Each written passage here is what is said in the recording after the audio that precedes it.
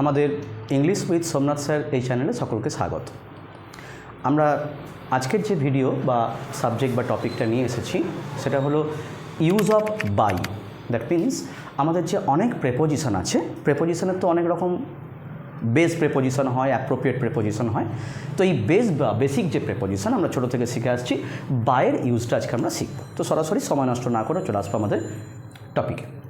বাইকে আমরা ইউজ করতে পারি ট্রান্সপোর্টেশনের ক্ষেত্রে। দ্যাট মিনস যখন আমরা কোথাও কোনো জায়গায় যাচ্ছি বা গেলাম বা যাব, যে ট্রান্সপোর্টটা আমি অ্যাভেল করব তার ক্ষেত্রে আমি বাই ইউজ করতে পারি। I shall go there by bus, আমি এক্সাম্পল সলভ করার ক্ষেত্রে লিখিনি। তো বা I went there by train. তাই যে কোনো ট্রান্সপোর্ট যখন আমরা ইউজ করব জেনারেলি ইউজ করব by, with some difference or exception. Second point, agent or animate. এই পয়েন্টটা কিন্তু খুব ইম্পর্টেন্ট। যখন কোনো প্রাণীর দ্বারা কোনো কাজ হয় তখন আমরা বাই ইউজ করব। The rat was killed by the cat, বা বাই রাম বা রহিম। তাহলে কোনো প্রাণীর দ্বারা, কোনো মানুষের দ্বারা যখন কোনো কাজ হবে তখন আমরা বাই ইউজ করব। এই প্রসঙ্গে বলে রাখা ভালো, যদি সেটা জড় পদার্থ হয়, ইনঅ্যানিমেট অবজেক্ট হয়, তখন কি হবে? With. The rat was killed with a stick, by a cat, by Rahim.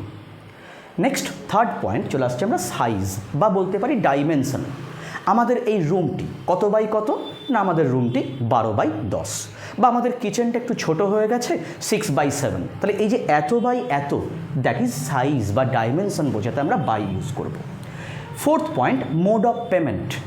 Mode of payment বলতে উই পেড দেয়ার বা দ্য বিল বাই ক্যাশ। যদি বলি তখন ভুল, কেবলমাত্র এই ক্যাশের ক্ষেত্রে আমরা ইন ক্যাশ ইউজ করব, আর বাকি ক্ষেত্রে by draft, by money order, by cheque আমরা এই ইউজটা ইউজ করব। আর মনে রাখবো যে ক্যাশের ক্ষেত্রে কিন্তু এখানে স্টার দিয়ে আমরা লিখে দেবো ইন ক্যাশ, এটা মাথায় রাখবো।